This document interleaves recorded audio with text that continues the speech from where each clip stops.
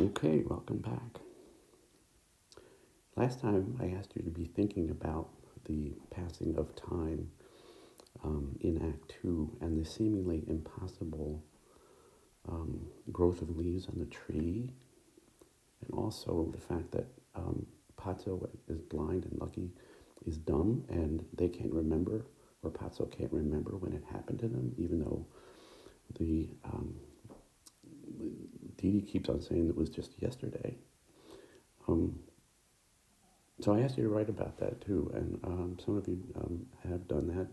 Haven't seen everybody post yet, but anyway, there is actually an answer to this question, at least as far as the text is concerned.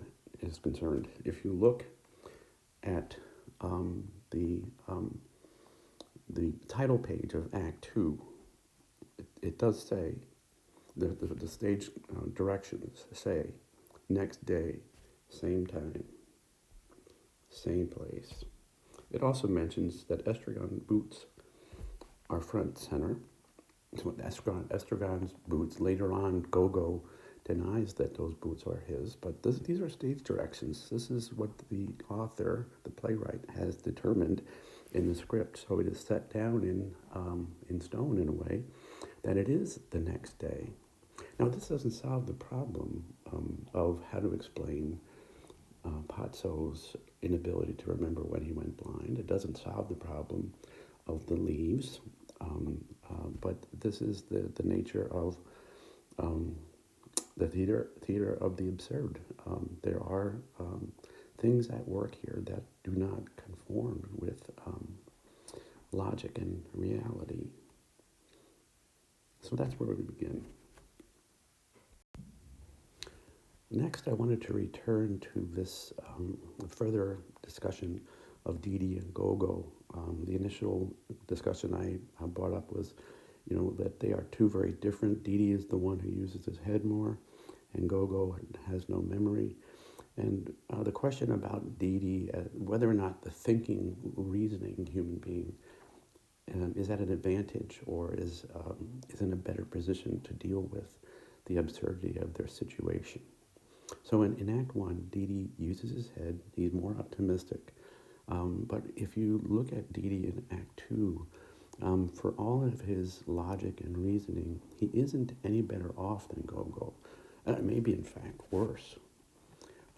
He's more frustrated with Gogo, calls him a pig in the manner of Pazzo calling Lucky a pig. And that's on page 57, if you're following along. He's very different in Act 2, and he also lashes out at the boy at the end. At the end of Act 1, it was Gogo who was berating the boy, and Dee Dee was saying it's not his fault. But this time, Dee Dee's been frustrated by the lack of resolution to the problem using his reasoning powers. He also broods over several of Pazzo's pronouncements, as we shall see. So that's the kind of a big difference in Act 2. So as already mentioned, when Pazzo and Lucky enter in Act 2, Pazzo is blind and Lucky is dumb. This seems rather ominous and significant, although it is also bizarre, as they were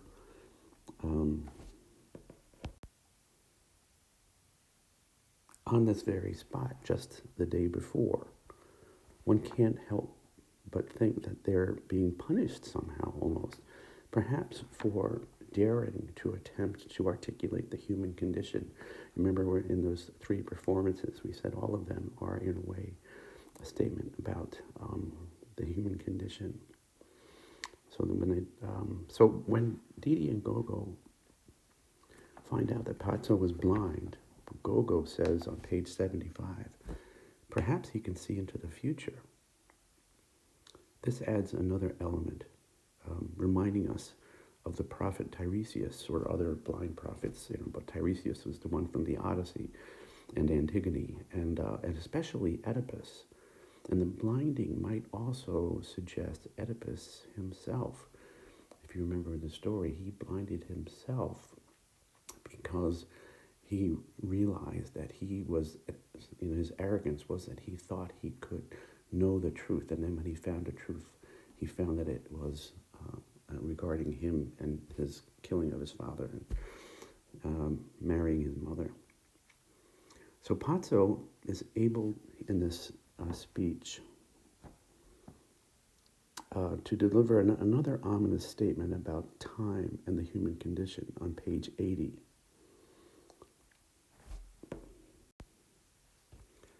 After Didi has asked him several times about when his blindness came about, Pazzo loses his temper and says, suddenly furious, "Have you not done tormenting me with your accursed time? It's abominable. When, one day, is that not enough for you? One day he went dumb, one day I went blind, one day we'll go deaf, one day we were born, one day we shall die, the same day, the same second. Is that not enough for you? They give birth astride of the grave. The light gleams an instant, and then it's night once more." All right, so listen, just think about what he's saying here. They give birth astride of the grave, which would mean the human life is so fleeting that we're born and we die so quickly. Wow, pretty much a downer here. His pronouncement is similar to that in Act 1. The life is brief, and then comes death. When he says night, again, metaphorically, he's referring to death. This speech really resonates with Didi, who broods about it and their precarious situation on the very next page, 81. Pazzo has just exited with Lucky. Gogo has fallen asleep, and Didi is left to himself, again, to brood about their situation. Was I sleeping while the others suffered? Am I sleeping now? Tomorrow when I wake or think I do, what shall I say of the day? That Pazzo passed with his carrier that he spoke to us? Probably. All right, but here, especially here, astride of the grave and a difficult birth, down in the hole lingeringly, the grave digger puts on the forceps. Another rather ironic, foreboding idea, the grave digger applying the forceps to bring a child into the world is the same one who's going to be digging the grave. Well, it's pretty dim. So, and he says, "Let him sleep on." And then, "I can't go on." And then, "What have I said?" At the very end, right after that, as they're about to end the play, Gogo is the one who says that, "Didi, I can't go on." And Didi says, "That's what you think." So then the boy comes and tells Didi and Gogo that Godot will not come, but for sure the next day. They will continue to wait. So coming to the end, we are left with the question of the, quote, meaning of the play. And it's really for each of us to decide, but let's review the things that I've said earlier that the play could be about. And I'll be asking you to respond on one of our discussion boards or on our next discussion board what each of you thinks about this. So what have we said before? Yes, the play could be a religious allegory where Godot stands for God. And with all the religious images, that there's something reflective of a Christian worldview or a rejection of that worldview. So that's one thing, and certainly that's there. That's a really valid interpretation. I also said that it could be a play about waiting and how painful it is when you're waiting for something to happen. We do things to pass the time, to fill the time, and so Beckett is conceptualizing that.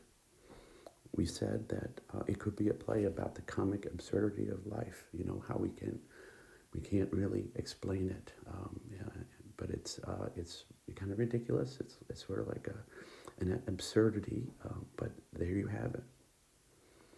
And I also mentioned too that a lot of the representations of their situation, and especially with regard to Didi and Gogo's relationship to Patso and Lucky, that it could be reflective of Beckett's World War II experience under the Nazis, and living in hiding for a number of years, a couple of years. So there are probably, a lot of other things one could say about what this play means. But I hope you have enjoyed it. It is one of the most memorable plays in Western literature. And if you have a chance, you might look at some of. I have a bunch of links on the course page to like cartoons and videos of things. I mean, if you once you read this play and study it, you'll find that there are parodies of it all over the place, and that's a kind of a testimony to its enduring quality.